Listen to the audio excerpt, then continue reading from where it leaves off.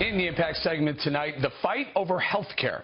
House Speaker Paul Ryan is leading the charge to repeal and replace Obamacare, despite mounting resistance from the left and even some conservatives on how to do it.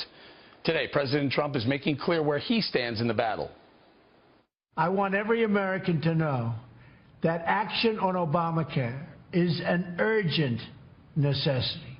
House Republicans have put forward a plan that gets rid of this terrible law and replaces it with reforms that empower states and consumers.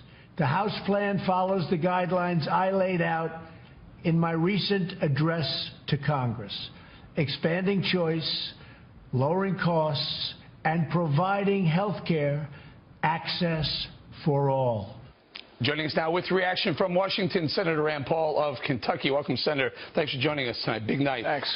Senator, you heard that address that President Trump laid out. He said that the House plan lays out his plan as well. Now, I understand you spoke to the president recently. Can you tell us about that? Yeah, you know, I've been out there saying that the House plan is Obamacare Lite, and the president called and wanted to discuss that with me. I got very much the impressions, or sort of a different impression from the president than I'm getting from Paul Ryan.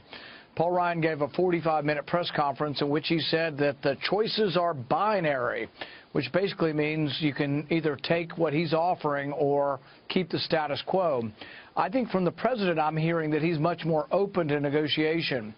Conservatives across the land do not like Paul Ryan's proposal because it is Obamacare Lite. It keeps the subsidies, keeps the taxes, keeps the mandate, and actually has an insurance company bailout in it. We don't like it. We never have liked Obamacare. Obamacare is a disaster, but the only thing that's really united us over time is repeal. And if Obamacare Lite is a replacement, conservatives aren't going to accept it. I want to talk about that in a second, but earlier you had said that, quote, Paul Ryan is trying to, quote, pull the wool over the president's eyes. Why do you think the speaker is lying to the president? I wouldn't put it that he's lying. What I would say is that Paul Ryan, I think, has presented something to the president that it's a slam dunk, and my plan, everybody loves it. Paul keeps telling us all that we ran on it, but I just ran for election. I didn't run on Paul Ryan's plan of Obamacare Lite. In fact, I think most conservatives across the country didn't run on Obamacare Lite. So I think that is misrepresenting it to the president. I think there's a lot that we agree on. We agree on repeal, but we do not agree on replace, and that's why I keep saying, why don't we separate repeal from replace? Let's vote on the repeal we voted on a year ago, and then let's vote on replacement same day, but just a different bill. Okay, so let's talk about that. So let's say you do get the House and then send it over to the Senate to just repeal Obamacare. Doesn't that leave a lot of people in the lurch wondering if they're going to have health care going forward? Well, that's why I would vote the same day on replacement. The only reason I'm saying separate them is that I don't think all Republicans agree on replacement. I don't think Republicans and Democrats agree on replacement. So if you give us several varieties, let's vote on Paul Ryan's Obamacare Lite.